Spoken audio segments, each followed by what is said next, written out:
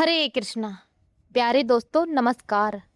आज मैं आपको बताने जा रही हूँ धर्मराज की कथा नियमित रूप से सुनने से क्या लाभ होता है।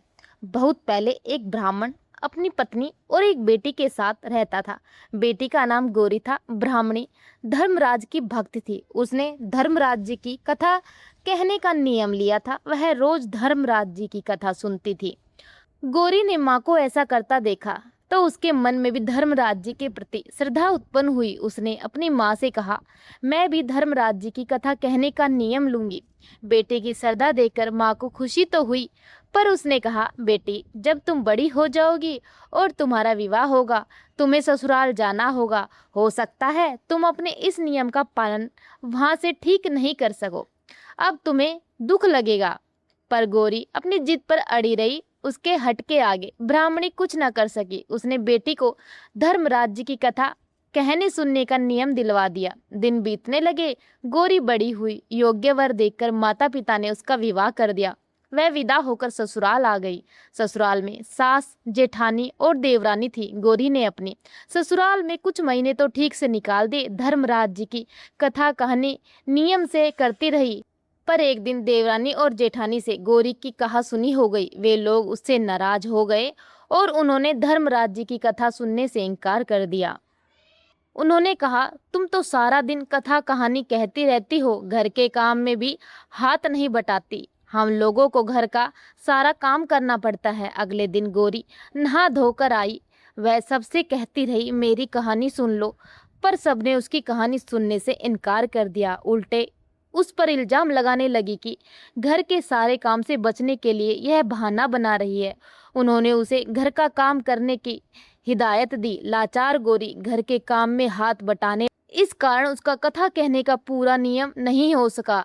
इसी दुख में उसने भोजन भी नहीं किया। इसी तरह 3 दिन बीत गए। वह भूखी प्यासी तड़पती रही, पर किसी को उससे सहानुभूति नहीं हुई। एक रात जब वह सो रही थी तो उसके सपने में धर्मराज जी आए।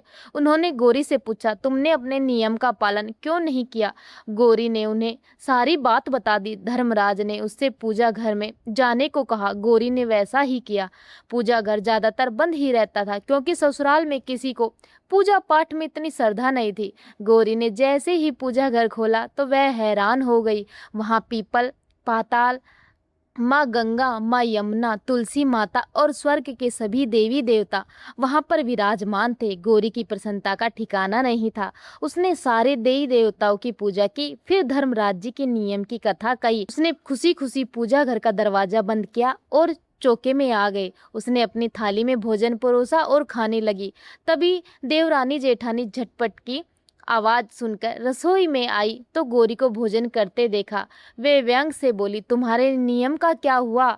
भूख सहन नहीं हुई जो कथा कहे बिना खाने बैठ गई? अब तुम्हारा प्रण कहाँ गया? गौरी ने सरल मन से जवाब दिया, मैंने अपनी कथा का नियम पूरा कर लिया है, तत्पश्चात ही भोजन कर रही हूँ। उन्होंने कहा, हमने तो तुम्हारी कथा नहीं सुनी, फिर तुमने नियम कैसे पूरा किया? गौरी बोली, सारे देवी देवता पूजा घर में विराजमान है। मैंने उनकी पूजा करके उन्हीं को कथा सुनाई है। सास, देवरानी और जेठानी को उसकी बात पर भरोसा नहीं हुआ। उन्होंने कहा, हमें भी तो दिखाओ, कहाँ है तुम्हारे देवी और देवता? गौरी सबको लेकर पूजा घर में आई। जब उसने दरवाजा खोला तो वहाँ कोई नहीं था। सब देवी देवता गायब हो गए थे। तब गौरी ने हाथ जोड़कर आंखें बंद कर धर्मराज का ध्यान किया और कहा, यदि मेरी श्रद्धा सच्ची है तो आप सब दर्शन दीजिए। मेरे घर वाले भी आप लोगों के दर्शन करना चाहते हैं। उसके इतना कहते ही सभी देवी देवता फिर से प्रकट हो गए। सास, देवरानी और जेठानी आश्चर्य से चकित हो गई। उन्होंने देवताओं के दर्शन किए और हाथ जोड़कर माफी मांगने लगी। सबको धर्मराज का चमत्कार दिखाई पड़ गया।